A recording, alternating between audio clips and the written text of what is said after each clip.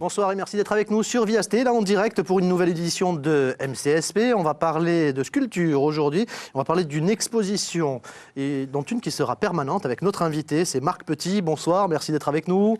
Bonsoir. On va parler de votre travail, on va parler de l'expo qui va débuter le 18 au Lazaret. On va parler de la promenade Marc Petit, ça c'est l'expo qui va rester à demeure au Lazaret. On va parler, décidément vous avez beaucoup d'actualités, d'Oxymore, où on parle de vos œuvres en compagnie de Nino qui viendra nous rejoindre, un dessinateur qui a la dent assez aiguisée quand même. Hein. Oui, c'est carrément un risque que je prends de m'associer avec de telles personnes. On va le découvrir tout à l'heure avec vous si vous le voulez bien. On accueillera bien sûr Sandrine pour l'agenda et Marina pour quelques questions un peu personnelles. C'est l'heure en tout cas tout de suite de retrouver une expo permanente qui débute le 18 et qui se déroulera jusqu'en novembre au Lazaret. Et puis une expo permanente, celle-ci, avec les œuvres de Marc Petit, qui est l'invité de MCSP aujourd'hui. Alors avec vous et avant de parler de votre travail, on va d'abord parler d'une rencontre, puisqu'il y a d'abord une rencontre. Si vous êtes là aujourd'hui avec nous, c'est cette rencontre avec François Hollandigne. Oui, c'est un moment très inoubliable pour moi, quand on connaît le personnage, et je crois que vous le connaissez. C'est François avec acquis une de mes petites sculptures dans une galerie il y a une quinzaine d'années. Ouais, c'est d'abord vos sculptures qui ont rencontré François Hollandigne. C'est François qui tombe sur une de mes sculptures. Ouais, quand je dis que ce sont vos sculptures qui l'ont rencontré, c'est parce que vraiment il a eu un vrai coup de foudre. Voilà. C'était aux alentours au début des années 90, en 1993. Et donc il achète cette pièce et puis 10 ans après à peu près, on se croise à Mac 2000 dans une manifestation d'art contemporain. Et je vois franchement arriver François avec une valise qui sortait de l'avion et on se met à bavarder et on est resté peut-être 1h30 ou 2 heures ensemble. Et il y a eu quelque chose d'affectif, enfin, en tout cas en ce qui me concerne. François n'est pas là pour voir s'il y a la réciproque, mais en tout cas en ce qui me concerne, il y avait vraiment quelque chose d'affectif. Et François m'a proposé à l'époque d'acquérir une pièce ou deux. Et bien évidemment, j'étais très heureux. Il m'a invité à venir en Corse et effectivement, j'arrive au Lazaret et là, je tombe moi. Alors, amoureux du lieu, amoureux de Marie-Jeanne et amoureux de cette espèce d'affection que vous portez, vous, les Corses. Parce que cette chaleur que vous avez au fond de vous, qui est dans le ciel, mais qui est aussi... et François est là, cette espèce de type, parce que je ne peux pas mieux dire de lui. C'est une espèce c'est un ovni, c'est un extraterrestre, quoi. Il est toujours avec le sourire, avec de la candeur, avec de l'amour à donner, de l'affection, de la générosité. Et il vous donne ça comme si... Hein, il n'attend rien en retour. C'est ça qui est encore plus extraordinaire. Et puis il voulait faire du Lazaret un lieu où on pourrait y retrouver de l'art au sens large du terme. Il avait dans l'idée de faire une allée de la sculpture. Et finalement, cette allée, ça va devenir la promenade de Marc Petit. Alors ça, je crois qu'il ne l'a pas fait exprès, moi non plus. C'est quelque chose qui a glissé effectivement d'un musée de sculpture en plein air, où il y aurait eu 20 ou 30 sculpteurs qu'il aurait choisi, et j'aurais fait partie un de ces 30. Et effectivement... je ne sais pas, enfin, il doit m'aimer suffisamment pour avoir décidé que dans cette allée, il n'y aurait plus que moi. Quoi. On a déjà quelques images signées Thierry Guespin depuis ce matin, il y a déjà eu l'installation.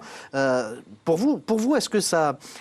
Il y a cette rencontre humaine, bien évidemment, mais est-ce que c'est tout aussi important pour vous d'exposer là, à titre permanent, que de partir exposer en Espagne, en Allemagne, en Hollande, aux États-Unis?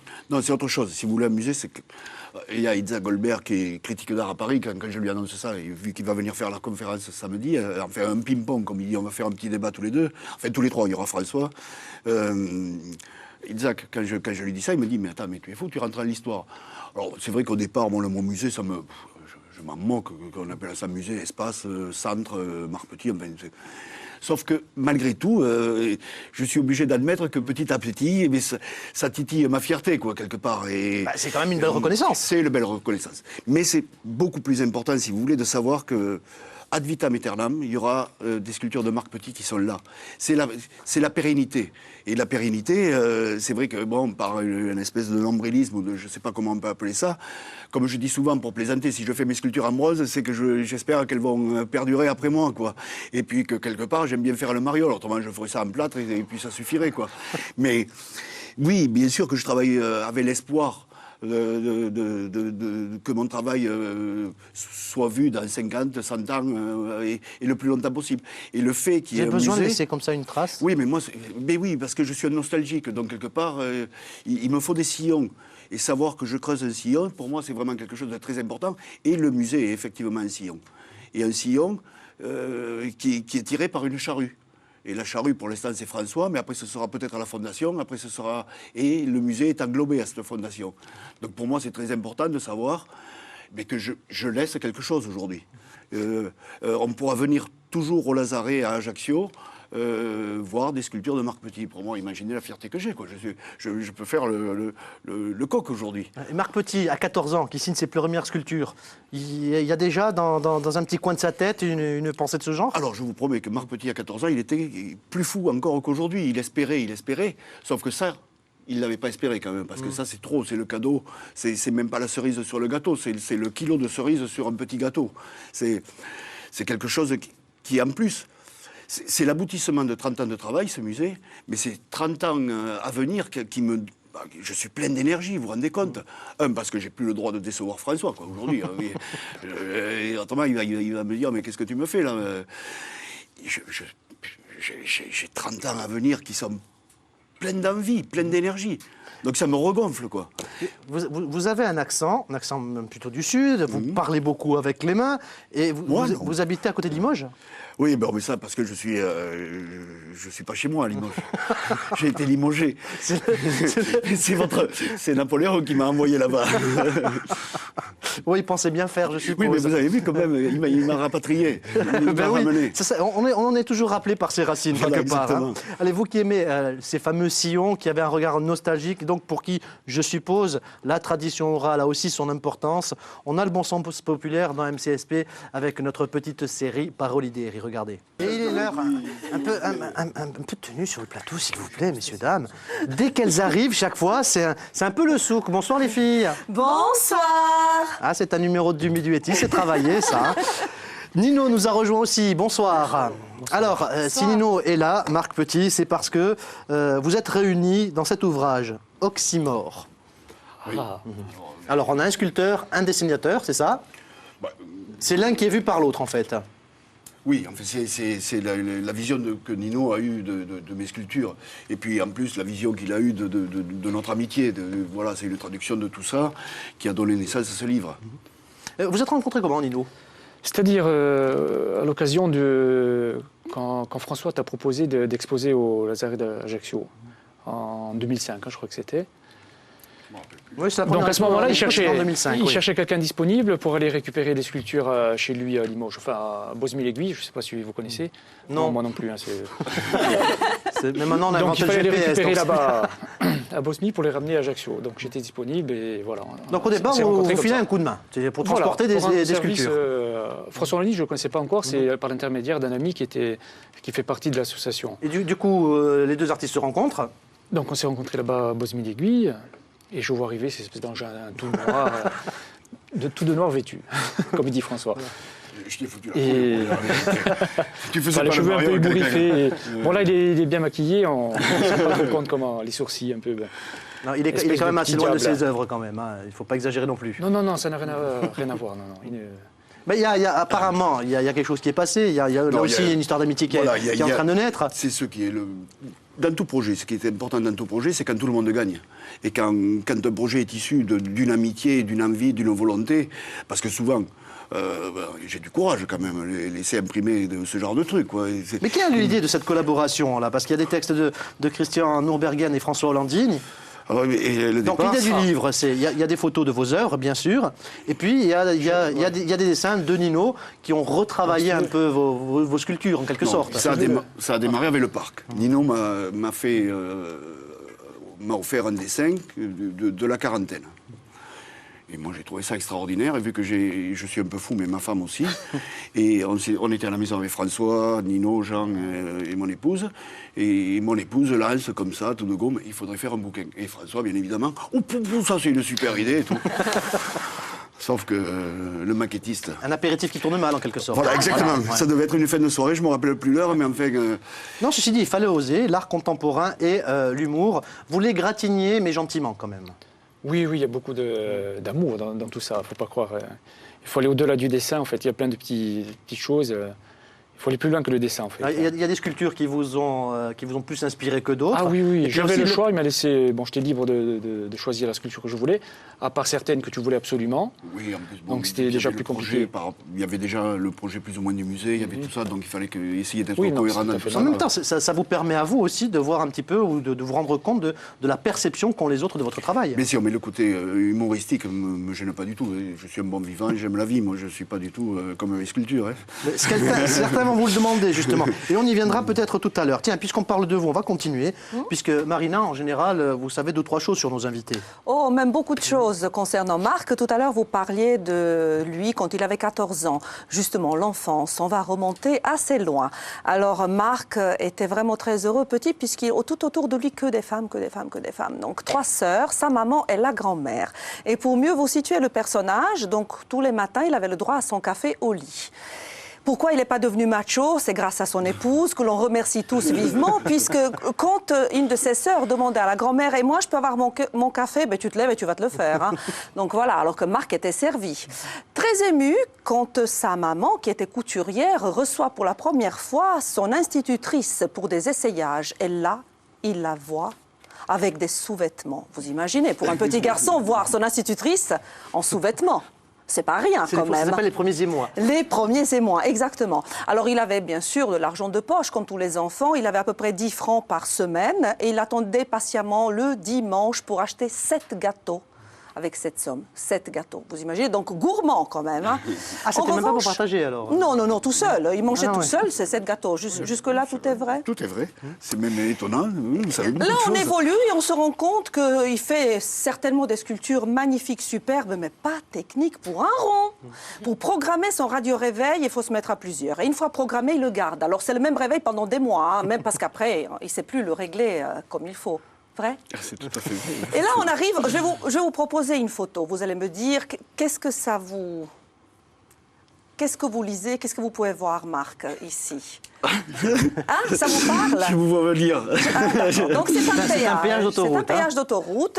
Et un jour, il arrive avec son épouse et sur, vous savez, cette machine où on doit mettre la monnaie pour payer le ticket, c'était marqué « Jetez la monnaie ». Donc Marc a pris la monnaie, il l'a jetée comme ça. Évidemment, tout a rebondi, tout est tombé sur le sol. Il fallait sortir du véhicule et ramasser l'argent. Donc voilà. C'est vrai quand on dit que souvent les artistes jettent l'argent par la fenêtre. Non, mais, jeter, ça veut rien dire. Est-ce qu'il faut jeter fort? Jeter doucement, non, mais... jeter. Alors moi, j'ai toujours peur des machines. Alors jeter, je dis il faut jeter fort. Je jette et pouf. Oui, non mais c'est tout à fait normal. Il n'y a pas de place pour ce raisonnement-là. Hein, dont on fait, oui, ce sont des artistes. Ce sont des artistes, je vous comprends. Et alors, ces jours-ci, on parle beaucoup de dopage dans le cyclisme. Vous savez d'où vient le dopage? Je ne sais pas, non. C'est Marc qui l'a inventé. Il était sportif, il a fait de l'aviron, monsieur. Et à haut niveau, il paraît. À haut niveau, championnat de France. Oui, seulement à l'époque, le dopage se faisait au plomb. Je vais vous expliquer. Alors, il était à la barre. Et quand on est à la barre, on n'a pas le poids suffisant. Il faut un poids. Hein, et il n'avait pas le poids suffisant pour être à la barre. Donc, ses copains le gavaient de gâteaux, de chocolat pour le faire grossir. Même cela ne suffisait pas. Donc, il lui mettait du plomb dans la ceinture. Et on disait... Dans le gilet de sauvetage. J'avais 5 kilos dans le gilet de sauvetage. Si je coule, c'est le gilet qui me noie. Je pense qu'il y a des tas de sportifs qui pleurent pour perdre ne serait-ce que 20 grammes pour être au top. Oui, voilà. Ça, c'est pas mal aussi. Hein. Tout est vrai. Ah, tout est vrai, mais où c'est que vous avez pêché ça? Ça, on ne peut pas vous le dire, évidemment. Ah non, pas de source. Hein. Vous savez comment on dit en Corse? Mikano, mais pas de nom. Voilà. Ou Aquainboc, mais en même temps. Ou Aquainboc, voilà. Allez, histoire de vous remettre de vos émotions, et vous me disiez tout à l'heure que vous étiez nostalgique, on va faire, nous, et comme on le fait chaque soir, un retour dans le temps. On va s'intéresser à un sujet de la rédaction qui date du 14 octobre 1993, et on va s'intéresser à des fouilles, et on va se rendre compte à ce moment-là que, en Corse, l'homme y est depuis plus de 70 000 ans. Regardez. Et j'avais envie un peu de focaliser sur la soirée de demain, puisque la soirée de demain sera consacrée au cinéma, avec juste un petit bijou signé Jacques Tati. Jacques Tati nous fait revivre cette journée mémorable de la finale de la Coupe de l'UEFA qui opposait deux clubs, le club Bastier au club d'Eindhoven. Le Sporting. Voilà, souvenez-vous, on était en avril 78 à Fouriagne. Vous, qu'est-ce que vous faisiez ce jour-là? Moi Oui. au lieu. Toi, vas-y. Non, toi, vas-y. Non, je veux dire amateur de foot, pas Mais du j'étais tout. devant la télé, je regarde lui, le match comme oui, tout le lui, monde c'est un ici amateur. encore. C'est un bon. Marc, je ne sais pas à ce moment-là. Je déteste Je ça. te rappelle pas. Je peux pas supporter, moi, c'est un truc. Non, vous, C'est c'était l'aviron. l'aviron, voilà. Ouais. Ah oui, oui, oui. J'adore tous les sports sauf le foot. Même le water-polo. Tout. Moi, je suis amateur de sport sauf de foot. C'est Non. comme ça, mais en tout cas, Mais oui. c'est juste pour l'énerver. Pour hein. moi, c'est un souvenir extraordinaire. Bon, j'étais gamin et Les j'adorais le boules de foot. Bastia, ouais. J'étais un supporter de Bastia. Bon, c'était génial. Bon, à part que dommage que ça soit mal passé. Ils auraient dû. Je pense qu'ils n'auraient pas dû Vous le savez jouer. que Mais oui, enfin, c'est à cause de la télé. toujours avec le recul. Ils auraient dû Le match annuler. était prévu à 20h30 en bon, c'est Eurovision toujours à la la même télé à histoire, l'époque. enfin bon. Voilà, bon. Déjà. Déjà, et je voulais, on vous trouve tellement joyeux, tellement festif, Ah bon, tellement vous trouvez fou. Enfin, Ah je veux dire, oui.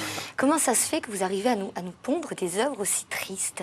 Alors, je peux Non mais répondre. expliquez-nous. Hein. Il habite à Limoges, je ne sais pas si vous connaissez le climat de Ça, il peut Limoges. nous Bon, apprendre Marina quelque doit chose. connaître parce que. Alors j'étais il y a, c'est la vérité, j'étais il y a une semaine chez lui, donc chez Marc à Bosmie-l'Aiguille, bon c'est à 10 km de. Il a fait moins de. Je suis parti, mais c'est vrai, c'est la vérité. Je suis parti d'ici, il faisait 26 degrés, en t-shirt, machin, Eh j'arrive oui. là-bas, moins de. Il est en permanence dans un choc thermique. Et Mais voilà, là, voilà ce que ça je donne. crois que vient de nous appeler l'office de tourisme de Bosnie-Herzégovine. Ils ne sont pas très contents de la façon dont vous vendez Non mais la région, expliquez-nous, Nino. expliquez-nous, parce que Non. ça sort vraiment, on sent que ça sort des entrailles. On n'a qu'à se promener d'ailleurs dans les belles allées du Lazaret aux Landines, et même avec des enfants, même les enfants. La dernière fois j'étais avec des enfants, on m'a dit mais pourquoi elles sont tristes? Pourquoi décharnées, pas de bras, pas Non, de mais mains? Il y a l'homme, Marc Petit, qui est Oui. marié, qui a deux gosses, qui va bien, qui aime la vie, comme je vous ai dit, ça, il n'y a aucun souci, et qui supporte Nino. Mais donc imaginez. Mais après, il y a le sculpteur. Le sculpteur, il va à l'atelier, c'est pas tout à fait le même homme qui va à l'atelier une fois que l'atelier est ouvert. Bon, voilà, je cherche la beauté à travers. En éliminant tout ce qui pourrait être joli, justement. Ah ben oui. Parce que je crois que la confrontation du joli et du beau est impossible. Donc si on veut essayer... Alors, c'est très prétentieux de dire « je cherche la beauté, machin... non, mais si, quelque part. Je sais que je ne l'atteindrai pas. Et je sais que de toute manière, voilà, on avance, on gagne un peu, mais de toute manière, elle reculera toujours. Et cette beauté-là, si vous voulez, je sais qu'il faut extirper le maquillage, éliminer tout ce qu'il y a. Et la beauté, c'est quand même ce qu'on a en soi, et il faut aller le chercher, tout ça. Et je crois que si on ne s'aime que maquiller, c'est L'Oréal qu'il faut féliciter, mais c'est pas nous. Moi, j'essaye Oui, de... mais quand même, il y a Là, un on a- pas entre le c'est d'une extrême à maquillage et l'autre, voilà, c'est le... d'une extrême à Non, l'autre. vous ressemblez à mes sculptures, vous ne le savez pas, mais vous Pas ressemblez- celle-là. On peut choisir. Je vous promets que si. Mais vous savez pourquoi il est joyeux comme ça, Mais Marc, attendez, en permanence? Il n'y a aucun problème au niveau des yeux. Votre ophtalmologue non, ça va l'a dit bien. que Je suis tout allait daltonien, bien. vous avez oublié ça. Oui, je il est suis daltonien, mais vous savez pourquoi Non, mais il est c'est vrai, joyeux? pour résumer, est-ce que Laurent la beauté, c'est laid? Ah, mais c'est pas laid, mon travail. Non. Non, pas votre travail. Est-ce que la beauté, c'est laid? Ou est-ce que la laideur est belle, si vous préférez? Ah non, la laideur est pas belle. Non, la beauté, c'est autre chose. La beauté, c'est une magie de l'équilibre des masses, de justesse dans l'espace, de tout ça qui fait qu'il y a une espèce d'alchimie qui fait, à un moment donné, que l'objet, moi, me fascine. Et quand ça me fascine, je m'arrête. Je considère que c'est achevé. Donc pour vous, c'est une représentation plus qu'un objet, ou un objet plus... C'est pas une représentation. Je sais pas ce que je fais. Je cherche la beauté dans l'espace. Pour moi, ça, je regarde pas si elle est douloureuse ou pas. Évidemment que je suis pas naïf, je sais ce que j'y mets dedans, évidemment, mais tout ça, ce serait très impudique d'en parler, et en plus, ça vous regarde pas. Et en plus, D'abord. non, mais c'est... Qu'est-ce que vous me posez comme question? Non, mais, par exemple, imaginez dans... Bon, alors, j'ose espérer vivre 150 ans, mais vraiment, ça, c'est un rêve, par contre, hein. Je voudrais moi aussi, vraiment hein. vivre 150 Ah ans. oui. Voilà, après, bon, on verra. On verra. mais je sais que, malheureusement, un jour, je serai plus là. Pour expliquer mes sculptures à des gens comme vous, qui Voilà. posent des questions sans arrêt, Parce qu'ils veulent tout le temps savoir. qui voudraient savoir. Mais à la limite, pourquoi on a besoin de s'expliquer? C'est Mais ça que je veux oui. dire. Mais Observons non, ce que et- je veux vous dire, c'est que je tombe sur le scribe accroupi au Louvre, le sculpteur il n'est pas à côté pour me dire pourquoi il a fait ça ou pas. Non, mais du coup, artistiquement, en tout cas, c'est réussi, puisque justement, on a une émotion, et elle est là, cette émotion. C'est une émotion de rejet, mais Et- bon, C'est pas de bon. qui nous interpelle en tout cas, et donc du coup, Alors, c'est là que Prenez le, temps l'œuvre de est la, réussie. prenez le temps de l'apprivoiser quelque Oui. part. Voilà. Je crois qu'effectivement, il y a ce côté sombre et à la limite qui peut être repoussant et tout. Enfin, je le conçois tout à fait. Là où il y a tous les petits enfants dans son- Mais bien sûr, mais ça, c'est une sculpture qui est très dur, mais quelque part, il y a une humanité profonde là-dedans.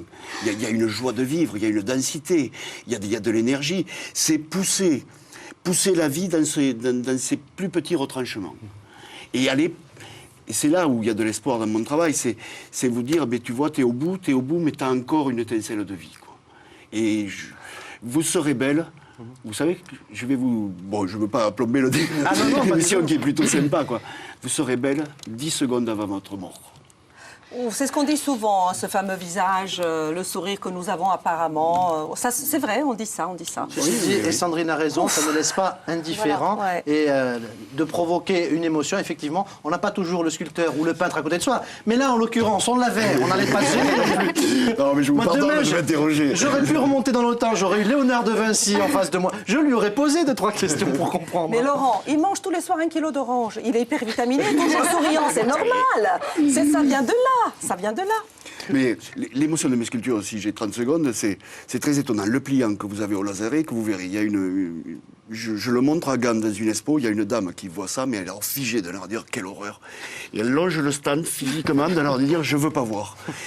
À Gand, la même sculpture, une dame arrive, elle devait avoir 65 ou 70 ans, elle regarde ça, vraiment, elle fait l'expo. Elle vient me voir, elle me regarde dans les yeux, elle me serre contre elle, elle avait une larme qui lui coulait dans les yeux, elle m'embrasse, et elle me regarde et elle s'en va. On ne s'est pas dit un mot, avec la même sculpture. Effectivement, il y a les deux... Heureusement qu'on n'est pas tous pareils. Mais oui, heureusement. Mais de toute manière, j'accepte le regard de chacun. Si vous voyez que cette sculpture est joyeuse, c'est qu'elle est joyeuse. Vous y avez vu de la joie. Moi, si vous la voyez triste, c'est qu'elle est triste. Si vous la voyez rouge, c'est qu'elle est rouge. Je ne peux pas rouge. en parler non plus. Si vous la voyez rouge, vous êtes daltonien. Non, elle n'est pas rouge du tout. Hein. Allez, encore une info. Bon, puisqu'on vous a bien contrarié aujourd'hui avec cette expo et qu'on disait que vos œuvres ne laissent pas indifférents, vous aviez dit tout à l'heure que vous vouliez travailler le bronze et uniquement le bronze, mais je crois savoir que vous travaillez le bois aussi. Oui, ça c'est plus récent. C'est pour vous amuser ou... Ah non, parce que je déteste ça. Vous détestez. Ah oui, c'est insupportable. Pourquoi vous le faites? Mais parce que mais voilà, comment bien une sculpture, on n'en sait rien du tout. Je rentre à l'atelier un jour, j'ai dit, il faut que je fasse un Christ calciné. Et bon, c'est... Corqué, tout ça. Voilà, un Christ calciné. Donc j'avais jamais taillé le bois de ma vie, et j'aime pas le bois, c'est pas beau, c'est trop joli, quoi, vraiment. Alors j'avais un vieux chêne pourri. C'est pas beau parce que c'est trop joli. Oui, mais joli, je vous ai dit, c'est le maquillage. Oui, ça on a bien compris, oui, ça va. Mais le bois ne se maquille pas. Il dit ça pour nous. Oui, je crois que demain, on arrête le Demain, on maquillage. arrête le maquillage. Non mais là, je vais lever un voile. Nous avons maquillé ma petite. Oui. On voulait vous contrarier jusqu'au bout. Oui, mais... Bon, revenons au bois, s'il vous Je plaît. ne reviendrai plus. Merci. Bien, on s'y fait. Donc, voilà, et je le voyais. Et il fallait qu'il soit donc en bois pour pouvoir le brûler. Et je me suis lancé là-dedans, mais c'est insupportable parce que vous passez... Alors, ce que j'aime dans la sculpture, avec du plâtre ou avec de la terre, c'est qu'on cherche, on travaille, quoi. J'ai pas d'idée arrêtée. Moi, je suis pas praticien je suis pas conceptuel de ma sculpture. Je commence et je fabrique, je vois ce qui se passe. Avec le bois, vous tracez un trait, et puis comme un imbécile, pendant une journée, vous tapez là-dedans, quoi. Au bout d'un moment, on en a marre. Trop quoi. facile. Non, c'est pas bête. trop facile. C'est bête. Il n'y a rien de plus bête que de tailler du bois. Quoi. Enfin, à mon avis. Quoi. Oui. On va saluer tous les ébénistes qui nous regardent. Ils vont apprécier. Mais non, c'est noble le bois en même temps. Oui, mais c'est... Bon, d'accord, pas autant que le bronze, allez. Non, mais le travail est ennuyeux, si vous voulez, parce qu'on n'a qu'une idée par heure, alors que j'ai des idées en sculpture, j'en ai 30 à la seconde. Quoi. Le travail du sculpteur, alors. Le travail du sculpteur, oui, oui, c'est pas ce le travail de sculpture. Mais par contre, le brûler, là, ça devient vraiment intéressant. Quoi. Parce que quand on brûle, on modèle aussi, on travaille, on regratte dedans, on rebrûle, et on va chercher des matières que là, je ne connais pas d'homme capable de fabriquer des matières que le feu nous apporte. Et c'est magique parce que ça devient très beau. Nino, c'est le genre de discussion que vous avez régulièrement avec... Non, pas du tout. Marc, non. Vous parlez de quoi alors? Parce que moi, je vous imagine vous en train de dessiner et dire... Non, tiens, mais j'aime bien l'idée du Christ calciné. C'est tellement banal, le Christ sur la croix. Donc, mais pas ça, c'est parce que vous avez un côté féroce dans le dessin quand même. Je sais pas, peut-être. Bah si, quand même. Est-ce que vous avez été gentil avec... Je suis féroce dans la vie Petit tous les jours. Avec les gens que j'aime, je suis toujours comme ça, généralement. Hein. Mais c'est que de l'amour. Hein. Et justement... Et attends, n'interprète pas ça mal. Parce que Non, mais ça ne m'étonne pas que vous ayez depuis qu'il travaillé est ensemble. maquillé, là, il est un peu bizarre. On a bien compris le travail de Marc Petit. Je ne vais pas dire que vous êtes dans la même philosophie, mais vous aussi, vous aimez montrer ce qui est moche, peut-être pour qu'on se rende compte que la vie est belle aussi. Ah oui, tout à fait. Et d'ailleurs, comme il dit, je ne sais pas si c'est François qui a dit ça, j'ai peut-être un côté moins rigolo que je vais montrer, et toi, peut-être un côté plus rigolo que... Je ne sais pas. Est-ce que j'ai bien répondu à ta question? Je ne sais pas. Ça va, c'est pas ça que tu voulais. Non, mais en même temps, j'ai comme ça l'œil un peu vitreux, c'est parce qu'on me parle en même temps dans l'oreillette. Ah, d'accord. Donc j'ai pris un mot sur deux. Je parle dans le vide. Hein, mais je reverrai l'émission. On a bien fait de venir, c'est bien. C'est agréable de se sentir écouté. Votre travail. En même temps, je dis la vérité. Oxymore, donc, Marc Petit et Nino, c'est dans cet ouvrage. On va pouvoir se procurer, tout en déambulant dans la promenade, maintenant, Marc Petit, dont il est assez fier, et vous avez raison d'en être très fier, c'est au Lazaret, et une expo temporaire donc, à voir du 18 jusqu'en mois de novembre.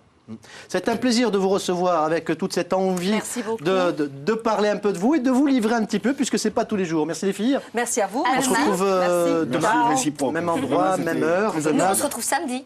Demain, nous aurons une autre pointure. Ah oui, mathématiques. Demain, ce sera l'effort en maths. Hein. Mais je ne viendrai pas alors. Hein. Ce sera l'effort en maths. Hein. Vous allez voir. On va passer encore un bon moment. L'émission à revoir quand vous voulez sur france3.fr ou ce soir 23h pour la rediff via Stella. À demain. Merci.